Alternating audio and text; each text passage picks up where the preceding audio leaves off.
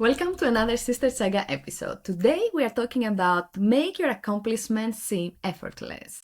Let's go through the judgments. Your actions must seem natural and executed with ease. All the toil and practice that go into them, and also all the clever tricks, must be concealed. When you act effortlessly, as if you could do much more. Avoid the temptation of revealing how hard you work. It only raises questions. Teach no one your tricks or they will be used against you. So Angeliki, who is Houdini and what was he famous for? Houdini was a famous escape artist, and his kind of highest, most amazing trick was him trying to escape from a pair of manacles. All the critics were saying that the manacles were like the strongest ever existed. So Houdini would go on stage. He would kind of act that he's not able to escape. He would go backstage, then he would appear again on stage. So he would delay the escape for a long time, and at the end, miraculously, he escaped this pair of manacles. So he became one of the famous escape artists. But the most important thing is that he appeared on stage, he tried to escape, but he was always delaying the effect. At the end, it was completely effortless. So he created this Suspense for suspense the in the audience. crowd while it was really easy for him to actually solve the trick.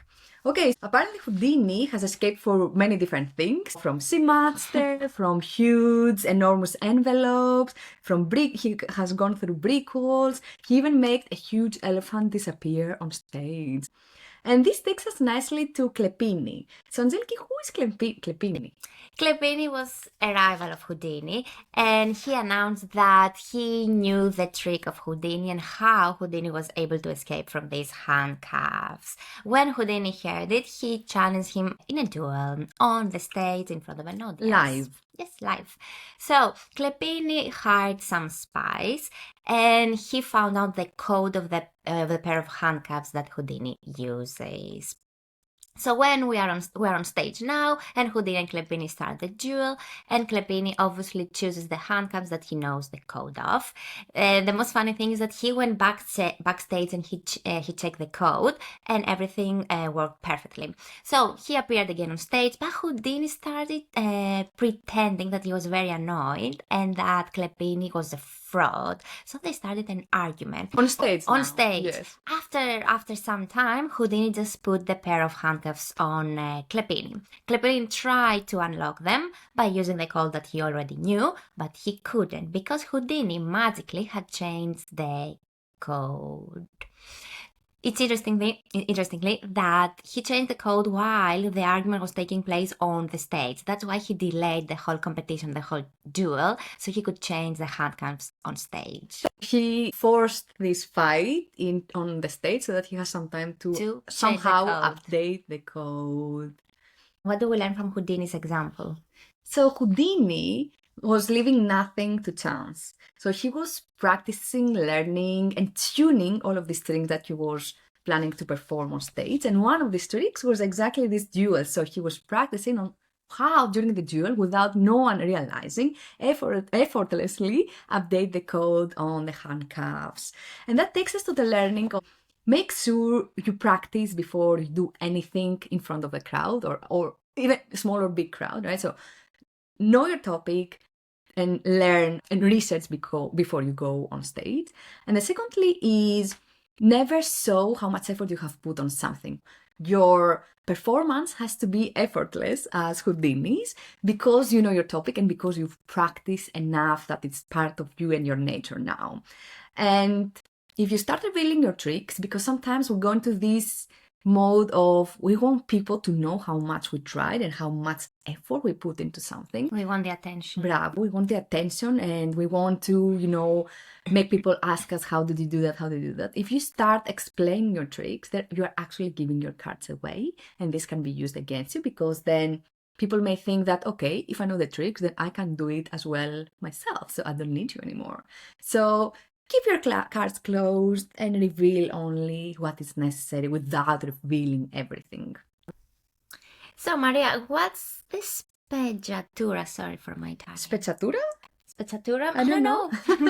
So that's really interesting because Sprezzatura comes from the Renaissance court and comes actually from the Book of Courtier published in 1728, which really shows us how a perfect courtier should act in court. And mainly, Sprezzatura, the word means the capacity to make difficult seem easy. So this exists, like this notion exists from 1528. And again, the learnings from that is in any sense of power, when you perform, in any kind of performance, as we said before, you have to make sure that seems effortless. So imagine of you going into a performance, any circus or any kind of performance, or seeing a conference or something.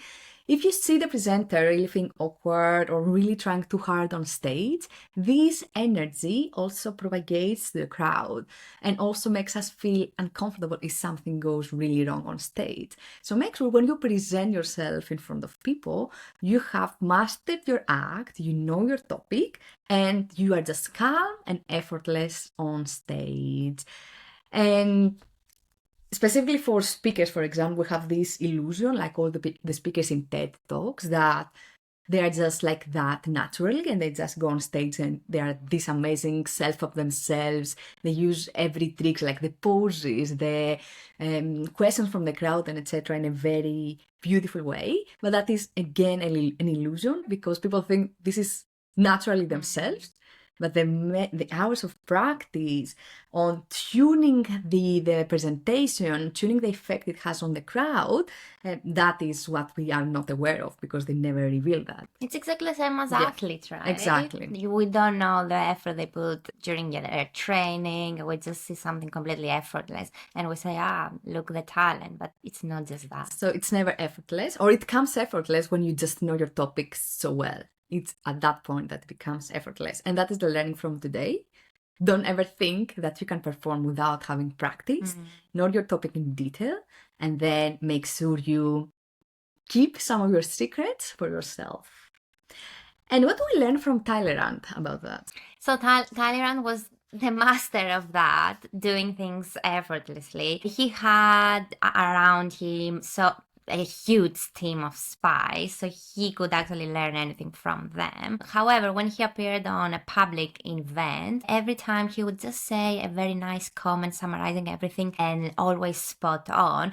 However, everything he did so effortlessly, but still we know the effort he put backstage. So everything was effortless, but no one had any clue of the work that was happening behind because behind there was so many people researching on the topics, getting intel information so that before he goes to discuss this topic, he was fully aware. Yeah, he didn't leave anything in chance, and that's why he was the master of that art.